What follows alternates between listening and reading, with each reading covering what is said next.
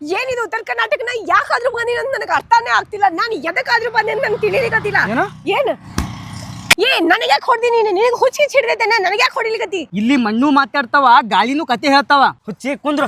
ಬಂಗಾರ ಸಿಗ್ತದ, ಬೆಳ್ಳಿ ಸಿಗ್ತದ, ಕಬ್ಬಿಣ ಸಿಗ್ತದ, ಸಿಮೆಂಟ್ ಸಿಗ್ತದ, ವಾಸ್ತುಶಿಲ್ಪ ಬೇಕಾ ವಾಸ್ತುಶಿಲ್ಪ ಸಿಗ್ತದ. ಅದ್ ಎಷ್ಟೋ ರಾಜ ಮನೆತನಗಳು ಬಂದು ಆಳ್ವಿಕೆ ಮಾಡಿದ್ದವ, ಲೂಟಿ ಮಾಡಿಕೊಂಡು ಹೋಗಿದ್ದಾರ. ಅಂದ್ರೂ ಇಲ್ಲಿ ಸಂಪತ್ತ ಇನ್ನ ನಶಿಸಿ ಹೋಗಲಾಗ್ಯದ. ನಿಮ್ಮಂತವ್ರಿಂದ ನಮ್ಮ ಉತ್ತರ ಕರ್ನಾಟಕ ಹೆಸರ ಹಾಳಾಗತ್ತದ. ಹೌದಾ ಆಕಾಶ್, ನೀ ಹೇಳಿದ್ ಕರೆಕ್ಟ್ ಐತಿ. ನಾನು ಭಾಳ ತಪ್ಪು ಮಾತಾಡ್ಬಿಟ್ಟೆ. ಇಷ್ಟೊಂದೆಲ್ಲ ಉತ್ತರ ಕರ್ನಾಟಕ ರೋಗ ಐತಲ್ಲ. ಎಸ್, ನೀವು ಕೇಳ್ತಿರೋದು ಕರೆಕ್ಟ್. ನಮ್ಮ ಆಕಾಶ್ ದಿವಾನ್ಜಿ ಇವ್ರದ್ದು ಯೂಟ್ಯೂಬ್ ಚಾನಲ್ ಒಳಗಡೆ ಹಳ್ಳಿದಿಂದ ಹಳ್ಳಿ ಸುತ್ತಾಡ್ಲಿಕತ್ತಾರ.